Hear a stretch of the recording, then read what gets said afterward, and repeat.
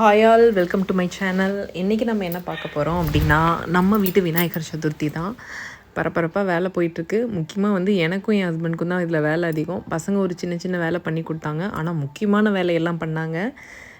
என் பொண்ணு வந்து பார்த்திங்கன்னா எருக்கம்பூ மாலைன்னு சொல்லுவாங்க. அந்த எருக்கம்பூ மாலையும் அப்புறம் செவ்வந்தி வந்து கோர்த்து கொடுத்துருன்னு சொன்னேன். 2 மாலையும் சூப்பராக கோர்த்துருந்தா. நான் பண்ணியிருந்தா கூட இவ்வளோ நல்லா பண்ணியிருப்பேனான்னு தெரியல. ஏன்னா அவள் வயசுக்கு அவள் பண்ணி கொடுத்தது பரவாயில்ல. ஊசி எடுத்து நான் இப்படி பண்ணுன்னு சொல்லிட்டு நான் பாட்டுக்கு போய் என்னோடய வேலையை பார்க்க போயிட்டேன். அவள் கடகடன்னு பண்ண ஆரம்பிச்சிட்டா. விநாயகரே வந்து பார்த்திங்கன்னா நம்ம வாங்கிட்டு வந்து இப்போ தான் பிரிக்கிறோம். ஏன்னா அங்கேருந்து தட்டில் வாங்கிட்டு வரலான்னு பார்த்தா எனக்கு வீடும் கடையும் கொஞ்சம் தூரம். வரும்போது டேமேஜ் ஆகிடுச்சுன்னா என்ன பண்ணுறதுன்னு சொல்லிட்டு கொஞ்சம் பேக் பண்ணி கொடுத்துருங்கண்ணா அப்படின்னு சொல்லி வாங்கிட்டு வந்துட்டோம். விநாயகரையே இப்போ தான் வந்து அவரை பிரித்து பார்க்குறோம். அவ்வளோ அழகாக இருந்தார். கடையில் நைட்டில் இருட்டில் பார்க்கும்போது கூட எங்களுக்கு ஒன்றுமே தெரியல.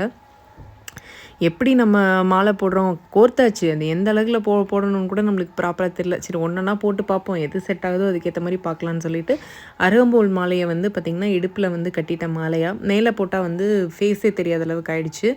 அதுக்கப்புறம் வந்து பார்த்திங்கன்னா செவ்வந்தி மாலை, அதுக்கு மேலே வந்து எருக்கம்பூ மாலை. விநாயகருக்கு பிடிச்ச வந்து நம்ம மோதகம்னு சொல்லுவோம். நம்ம எங்கள் ஊரில் வந்து கொழுக்கட்டைம்போம். அதில் வந்து பார்த்திங்கன்னா எள்ளு பூரணம் வச்சு எள்ளு கொழுக்கட்டை பண்ணியிருந்தேன். அதுவே வந்து பார்த்திங்கன்னா வெறும் பூரண என்ன சொல்கிறது, தேங்காய் கொழுக்கட்டை சொல்லுவாங்க இல்லையா, தேங்காய் பூ பூரணம், அது தனியாக ஒரு கொழுக்கட்டை, சுண்டல், அதுக்கப்புறம் பால் கொழுக்கட்டை. கொழுக்கட்டை தான் மேக்ஸிமம் அவருக்கு பிடிச்சது, கொழுக்கட்டையும் சுண்டலும். இந்த மக்காச்சோளம், ஃப்ரூட்ஸு இது எல்லாமே வந்து இருக்குது. பட்டு இருந்தாலும் எனக்கு இது மட்டும் வச்சா போதும் அப்படின்னு மனசுக்கு தோணுச்சு. அதனால் இதை மட்டும் வச்சாச்சு. ஏன்னா அவருக்குன்னு ப்ரிப்பேர் பண்ணது இதெல்லாம்.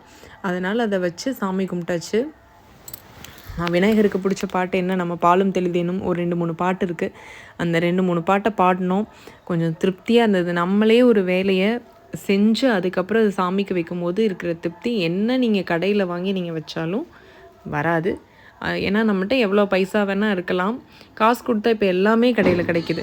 பட் இருந்தாலும் நம்ம கையால் செஞ்சு நம்ம கும்பிட்டோம்னா நம்மளுக்கு திருப்தியாக இருக்கும். இது வந்து செய்ய முடிகிறவங்களுக்கு நான் சொல்கிறேன். முடியாதவங்களுக்கு ஒன்றும் பண்ண முடியாது. ஏன்னா அவங்களுக்கு ஹெல்த் இஷ்யூஸ் இருக்கலாம், வேறு ஏதாவது ப்ராப்ளம் கூட இருக்கலாம். நம்மளால் செய்ய முடியும், நம்ம நல்லாயிருக்கும் அப்படின்னு இருந்தால் நம்ம செஞ்சிடணும் தாராளமாக. அதுக்கப்புறம் சோம்பேறித்தனங்கிறது வந்து இருக்கக்கூடாது. அவ்வளோதான் என்னோடய பாயிண்ட் ஆஃப் வியூவில்.